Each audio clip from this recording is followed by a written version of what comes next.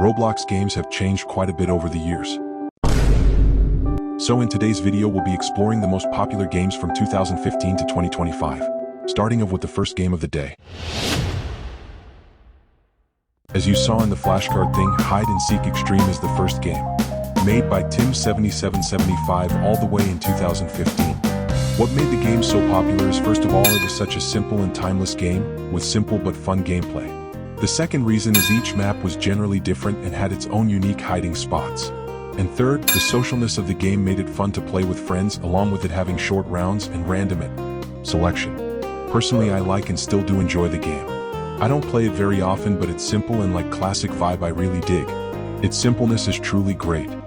The crazy thing is the game still averages thousands of players a day even after over a decade. Moving on, 2016. Robloxian High School RP was made by the Robloxian High School Group, which the current owner is Red Manta Studio. The game blew up due to three main reasons. Customization plus progression because the player could get cars, furniture and upgrades. Massive roleplay freedom because they could customize outfits, houses, etc. And what I think is the main reason is the social hangout vibe, because it was a chill spot to hang out and mess with friends. Personally, I've never played the game until now. I'm not really into roleplay games, but it does look really well polished. It also reminds me of an even older game called Roblox High School that I have played before. Crazy how it was made all the way back in 2009. I wasn't even born lol. A fact that I didn't even know until now. Before 2017, there was a secret developer-only classroom hidden under the map. I like when games add secret things.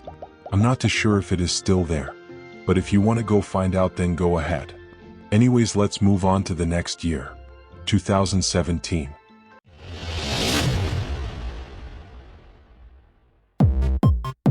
Alright, this is Be Crushed by a Speeding Wall. It was made by Bobby Sahi. There are three things that stood out about the game. First, just like Hide and Seek Extreme, Be Crushed by a Speeding Wall has a simple but somewhat addicting concept. Run, hide, and don't get crushed. Secondly, the trolling aspect of the game is crazy. Funny moments, players tricking other players, etc. And finally, the secret areas and badges gave replay value. I enjoyed the game a lot and played it quite often. It does still get updated, as its last update was only 2 months ago, so that's good. So apparently the original game was made by Nintendo Zachary in like 2008, though the game hasn't been updated in over 11 years. Alright, this is Ragdoll Mayhem, which is now called Ragdoll Universe, an action game made by Splash.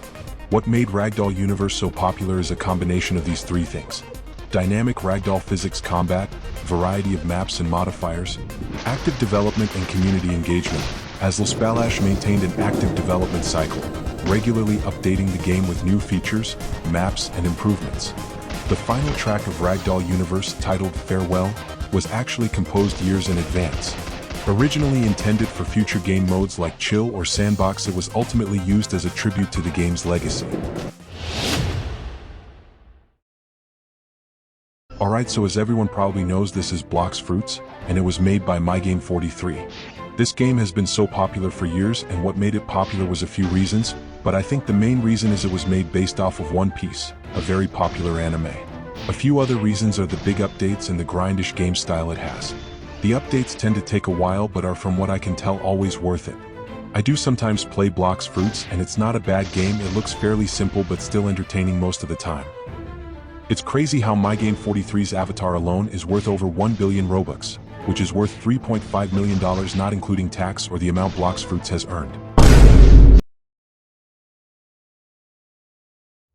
Okay, so as everyone probably knows, this is Piggy, and it was made by Minitoon. Piggy blew up because of a few reasons. First of all, it was during the cough, aka everyone had nothing to do but to be inside and play games. Plus it was basically a Roblox granny game. Well, at first, that is.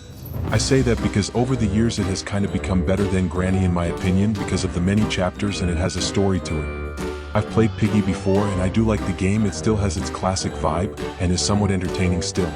I don't really play it like often, but that's just cause it's not my type of game.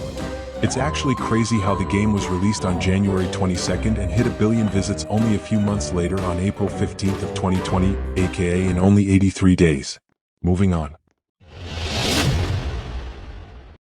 Welcome to Doors, a game made by the same person who made Ragdoll Universe, Splash, which is currently owned by Lightning_Splash.